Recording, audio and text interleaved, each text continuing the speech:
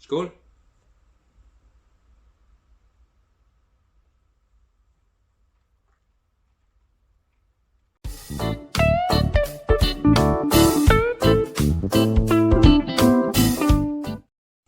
Hello everyone and welcome back to my channel. Today I have another whiskey review for you guys, and I am continuing looking at Amrut, the Indian whiskey. Today I have quite an expensive one, even more expensive than the last one. The last one I did was the Madeira cask finish that cost around 1,000 Danish crowns. This one is the Amrut Rye single malt. This one cost 1,500 Danish crowns. That's about 150 pounds, maybe 165 euros, dollars, give or take a little bit. That's for 70 centiliters. It is 50% alcohol. It is not chill filtered, and it is not artificially colored. Just absolutely amazing. Look how dark that is. It's very dark. There's no age statement on this one, but I don't think that this would be less than 8 years old. I don't think that, but we will see. A rye single malt whiskey. What is that, you ask? Normally when you talk about a single malt whiskey, it's barley malt. So this one is rye malt, made in the same way a barley malt, a normal single malt whiskey is made. The only thing that's any different is the grain is rye instead of barley. Also, normally when you taste rye whiskey, it's not malted rye, it's non-malted rye. So I've never tasted a malted rye whiskey before, and certainly not a single malt. So this is going to be very interesting. I know I say this a lot. It's just because I'm very passionate and I love these whiskeys. So let me just look at my notes here. Yeah.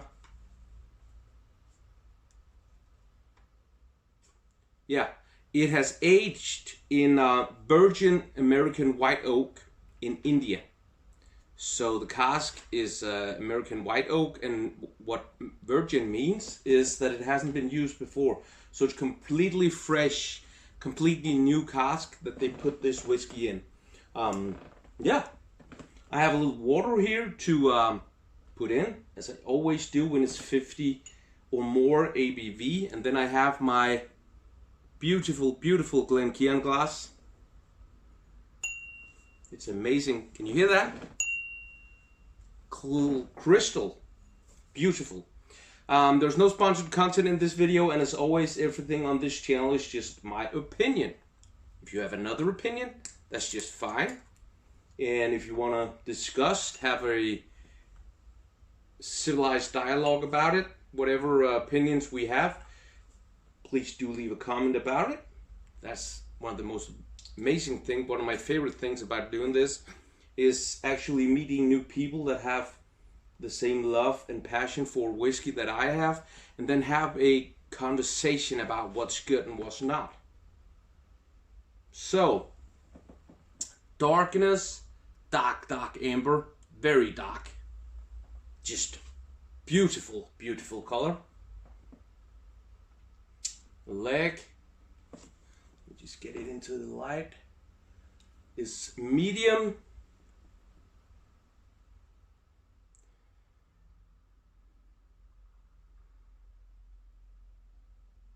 There's almost no sharpness here, but there's a lot of flavor power. Right off the bat, the flavors are heavy and dark and yeah, powerful.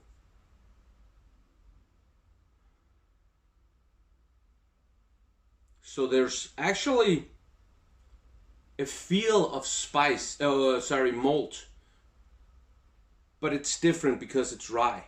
There's more spiciness there. No bitterness, but more spice.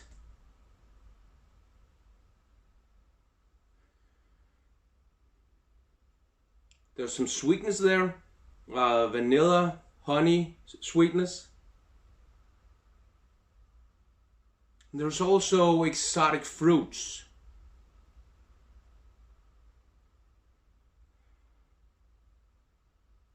Yeah, like overripe bananas, maybe maybe a little bit of coconut, maybe a little bit of pineapple. It's really very good. So, skål.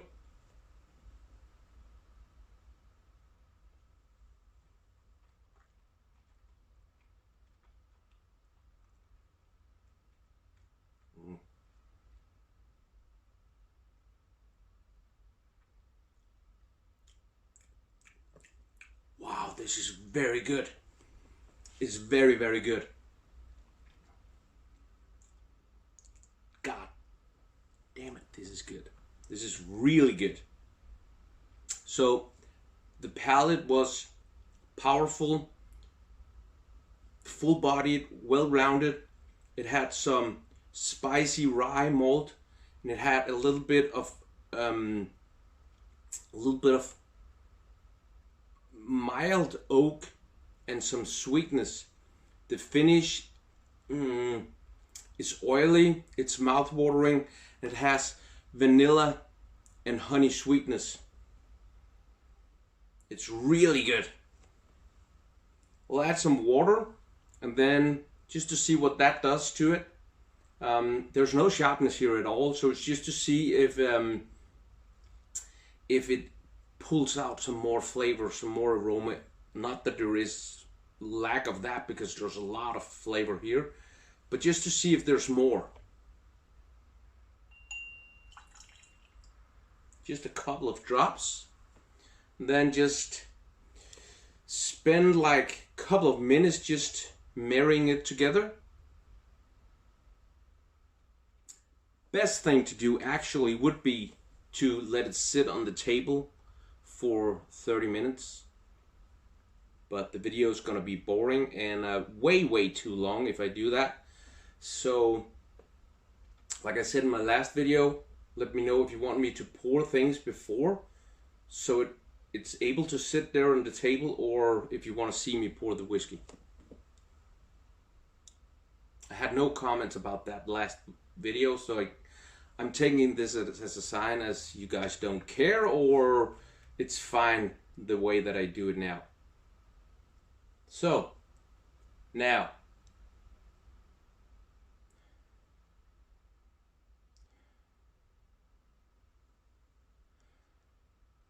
so the nose is actually a little bit weaker with the water. There's absolutely no alcohol sharpness there now, but also the aromas and flavors have been toned down a little bit. So that's, for me, that's not good. It's still the same flavor, spicy rye malt, a little bit of oak, some vanilla and honey sweetness, and those exotic fruits, banana, coconut, pineapple. I always forget what that last thing is called. There's another thing that's in here, a exotic fruit. I always forget what that's called.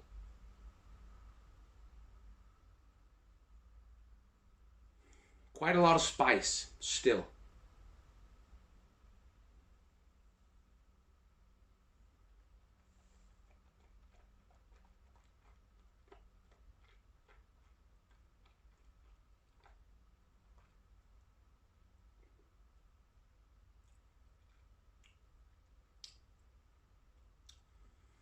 It's still very good. And it's the same flavors, but as the nose, it has been toned down.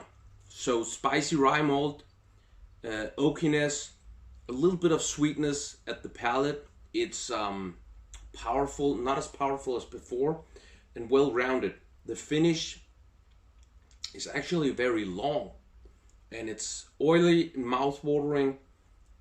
But there's more sweetness at the finish than there is at the palate, so it's more of a vanilla, honey sweetness, and those ripe exotic fruits. the longer you go into the finish, the more those sweetness things go away and you get the malty, spicy rye. That's what I have now. So it's really good. I would not add water the next time. From now on, if I have this again, I will not add water because I think it was better without. But that is my opinion.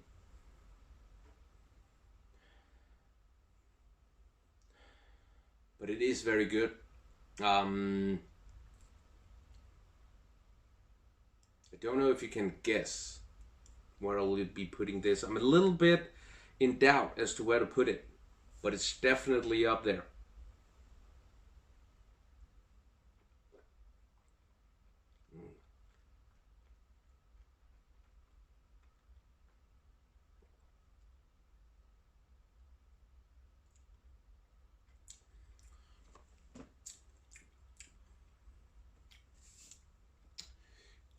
Just to talk a little bit about the difference, in my opinion, between barley malt, single malts, or this rye single malt. There's more spiciness here. There's no more power, that would be wrong. It's just more spiciness. It's more, maybe rough is a good word for it. Maybe it's a little bit more rough than a single malt normally is. And you can have a single malt that made from barley that's spicy, but then the spice comes from the European oak. Here it's American white oak, so there's not a lot of spice in that wood, and therefore all of this spice must be coming from the rye. I